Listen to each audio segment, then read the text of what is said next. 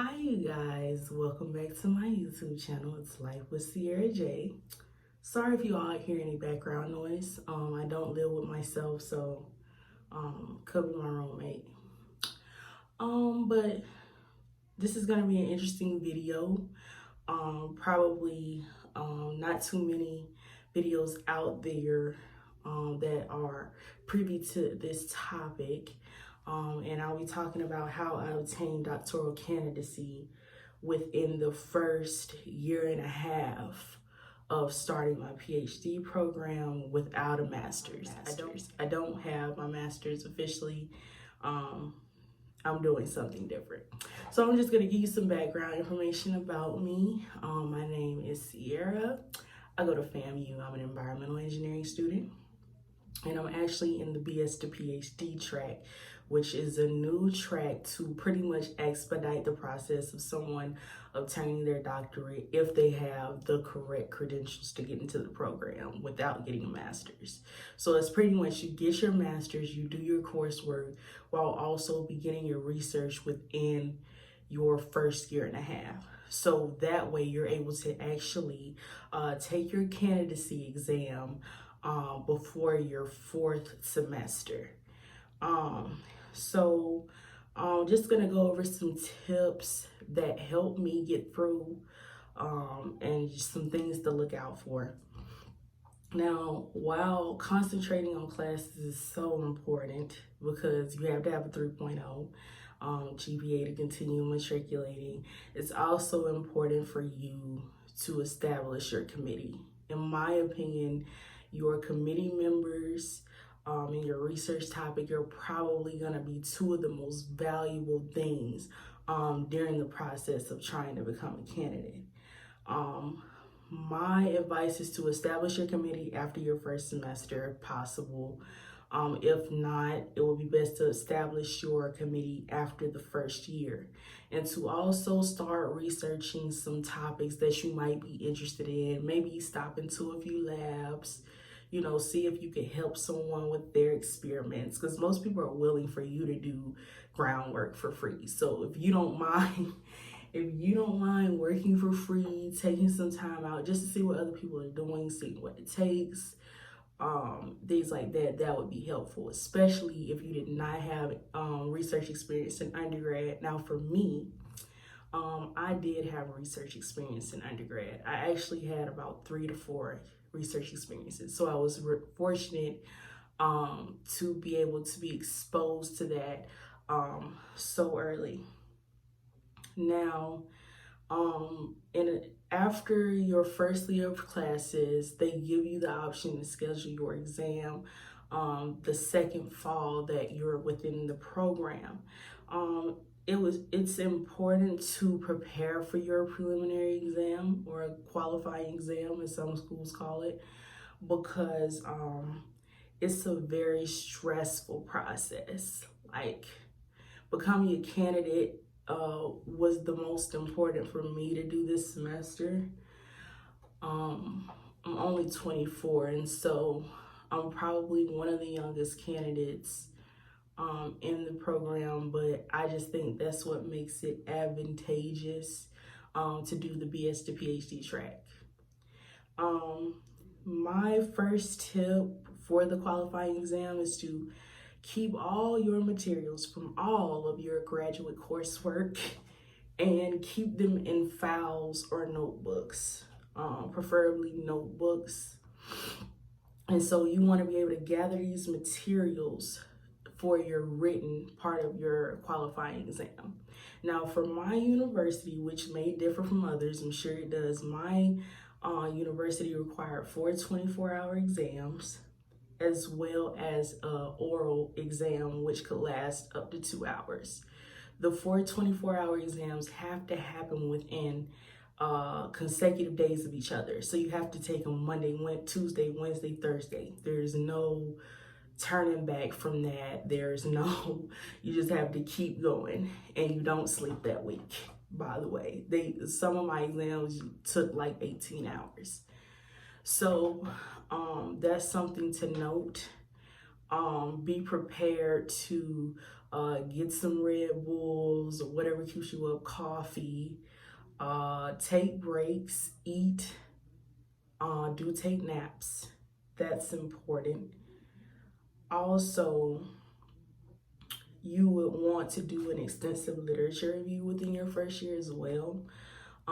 So you can create your PowerPoint and your research proposal, because pretty much your PowerPoint is based off of an official research proposal that you're working on and will continue to change, but it's something that will show that you're ready to at least begin developing your methodology for whatever your research topic is.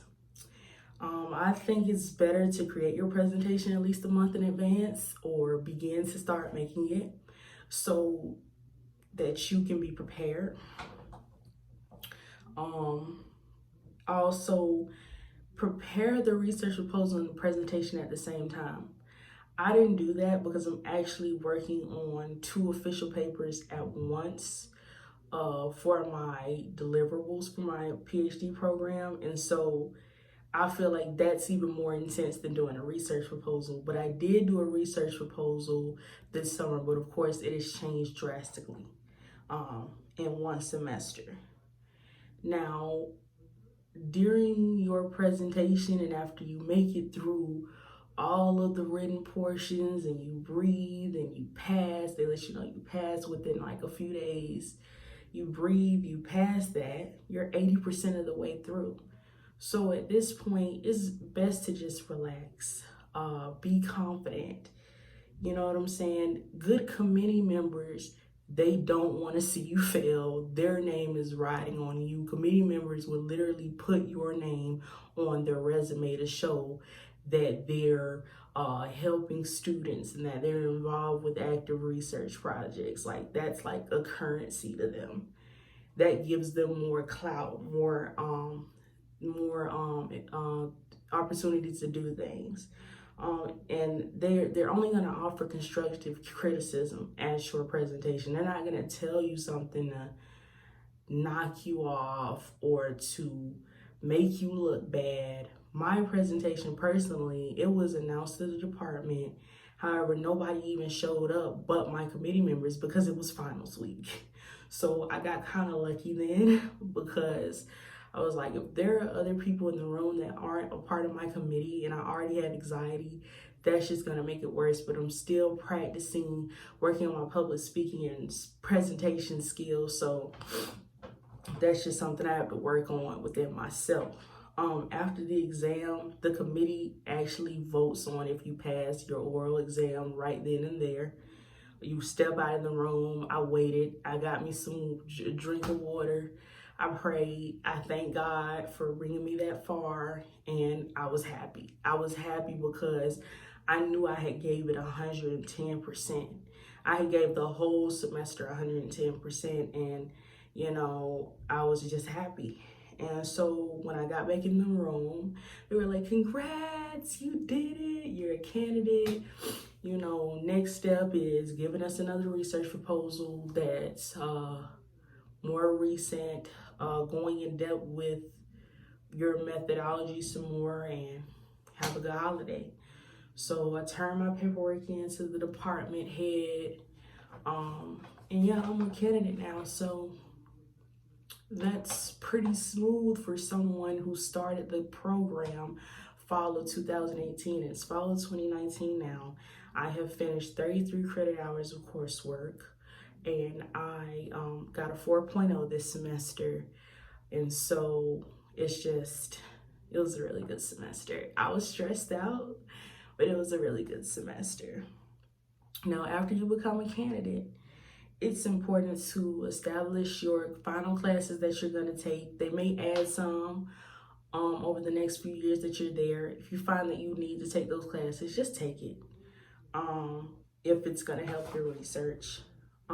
Us personally, we have to take 45 credit hours because we don't have master's degrees. So I pretty much have one full semester left, which is spring of 2020, and I have one more class left after that. So that passed quickly.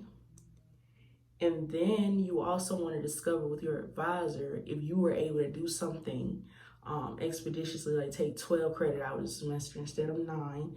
See if dissertation hours are an option for you now. See if you could try to figure out where you could set up at, see what kind of materials you're going to need, etc. And I'm going to be doing that step next semester as well, in addition to getting ready to do something really great. And when that's established, I'll come back and tell you guys how I did it. So that's pretty much just my short video on how to become a PhD candidate in engineering. I cannot speak for other disciplines because I'm not in them. But, you know, I am a Black woman, and I figured that it's probably nice to see somebody that's going through what you go through, especially for women and minorities in general. Thank you all for checking out my channel. Don't forget to like, comment, subscribe, and, you know, just keep me in your prayers, y'all.